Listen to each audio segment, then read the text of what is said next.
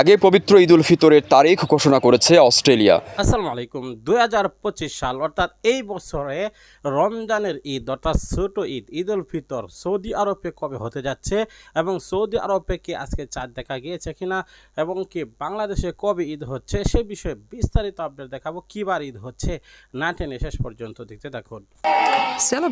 আগে পবিত্র ঈদ উল ফিতরের তারিখ ঘোষণা করেছে অস্ট্রেলিয়া। দেশটিতে আগামী সোমবার পবিত্র ঈদ উল ফিতর উদযাপিত হবে। আজ শনিবার দেশটিতে ফতোয়া পরিষদ এই ঘোষণা দিয়েছে।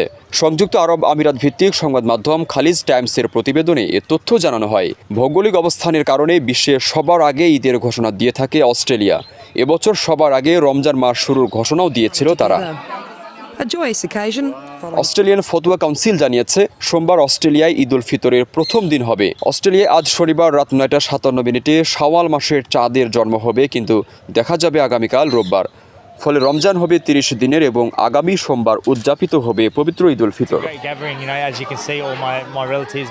অস্ট্রেলিয়ার গ্র্যান্ড মুফতি ডক্টর ইব্রাহিম আবু মোহাম্মেদ মুসলিম সম্প্রদায়কে একটি সুখী, আনন্দময় এবং বরকতময় ঈদ উল ফিতরের শুভেচ্ছা জানিয়েছেন। একই সঙ্গে তিনি মুসলিম সম্প্রদায়কে গাজা ও ফিলিস্তিনের ভাই বোনদের জন্য প্রার্থনা, দান এবং অব্যাহত সহায়তা স্মরণ করার আহ্বান জানিয়েছেন। আপনার স্বপ্নগুলো আকাশ ছুবে প্রবাসীর হেলিকপ্টারের মাধ্যমে। বিয়ে, জন্মদিন অথবা যে কোনো বিশেষ প্রয়োজনে হেলিকপ্টার ভাড়া করতে যোগাযোগ করুন স্ক্রিনে দেওয়া নাম্বারে। প্রবাসীর হেলিকপ্টার। প্রিয় দর্শক, সম্পূর্ণ ভিডিওটি দেখলেন, বুঝতে পেরেছেন ঈদ কবে হবে। ঈদ মানে আনন্দ, ঈদ মানে খুশি। সে ঈদ আরও আনন্দময় হয়ে উঠবে যদি আমরা একে অপরের সাহায্য সহযোগিতা করি। তেমনি এক সাহায্য নিয়ে আপনাদের মাঝে উপস্থিত হয়েছি। স্ক্রিনে যে ছেলেটিকে দেখছেন সে ছেলেটি অত্যন্ত গরিব এবং সে একেবারেই চলতে পারছে না। তার বৃথা তাকে যে পড়াবে সেই খরচটাই হিমশিম খেয়ে যাচ্ছে। তারপরেও সেই ছেলেটিকে মাদ্রাসা পড়াচ্ছে, কিন্তু ইদানিং 6 মাস যাবৎ তার টনসিলের ভয়াবহতা ব্যথার কারণে সে একেবারেই পড়তে পারছে না, কোরআন মাজিদ কথা বলতে পারছে না ভালো করে।